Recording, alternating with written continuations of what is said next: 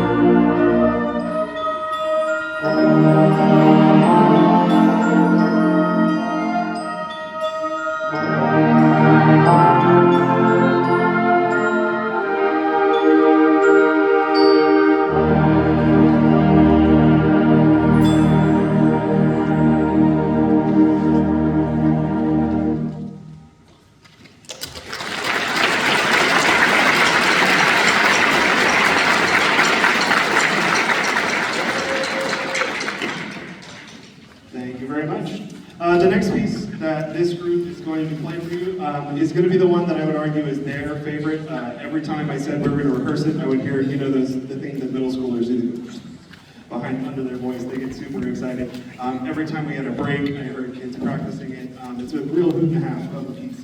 And it is called Dr. Rockenstein. And please don't be put off like I was originally by how corny of a title that is, Dr. Rockenstein. It's actually a really fun piece. What it is going to do is it's going to take something that mimics the Munsters theme song, if you're familiar, and it's going to mash it up with In the Hall of the Mountain King, which if you don't know, you definitely do. You just might not know that it's called that. And then in between, it does all these cool like horror movie trope things. At one point, you're going to hear the Twilight Zone theme. At one point, you're going to hear the Psycho strings, the shower thing. And then at one point, you're going to hear Jaws later on. So the one thing I will say before we play it, middle school band directors in this county, I'm very sorry that you are also going to continue to hear this for the next several weeks, I'm sure, as they bring it back to your band room. But this is Dr. Rockenstein by Steve Hodges.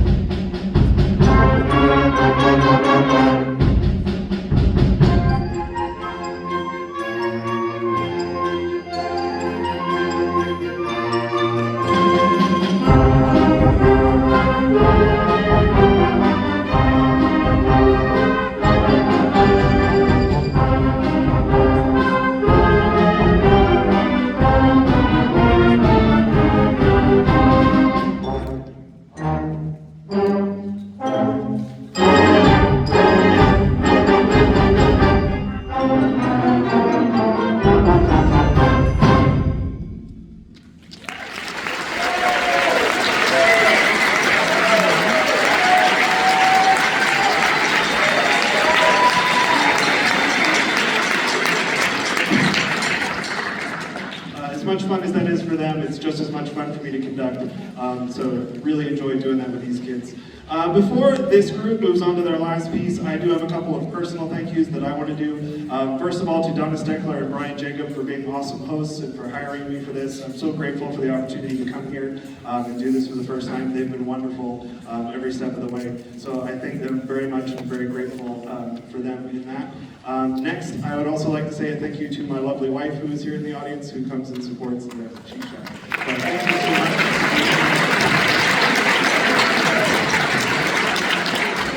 My kids at my school know that whenever I have a microphone, I have to say something like that, and I mean it, so thank you so much for being here.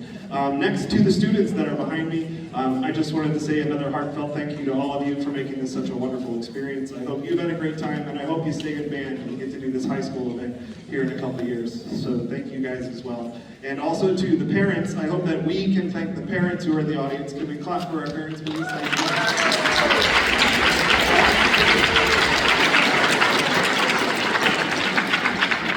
Thank you. Thank you so much for listening to hopefully the sounds of practicing and whatever those sounds might be in your own house, and for renting instruments and all the things that are involved in being a part of band. This is such an important activity, and we're so grateful for you at all levels for all that you do to help your kids be able to do this. So thank you much, parents that are in the audience. And then finally, I wanted to say thank you to the band directors of Spotsylvania County again for hosting me and for teaching these awesome kids. The teachers have already done all the hard work. I just get to stand up here and look good doing it, standing on the shoulders of them. But it is one thing coming from me, but to all family members in the audience, I would really encourage you, if you like and appreciate what these band directors do here in Spotsylvania County, I cannot implore upon you enough to let people know.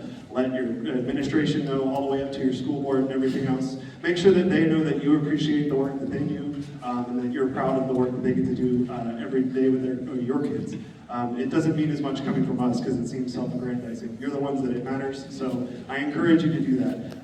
As we go on, we're going to do our last piece for the concert, and the last piece that the middle school is going to play is called Dance Slav. Once they are done, we're going to have the high school band come up, and I hope that you look forward to seeing that. Their conductor, Mr. Fens, is who I consider my band director at the moment because I play in a band that he leads in the community. And so actually it's almost like he's taught both of the bands because half of the stuff that I said to them I might have just stolen from him recently. So I hope you'll stick around for that and enjoy it. And this is our last piece, which is Dance Slav. Thank you again.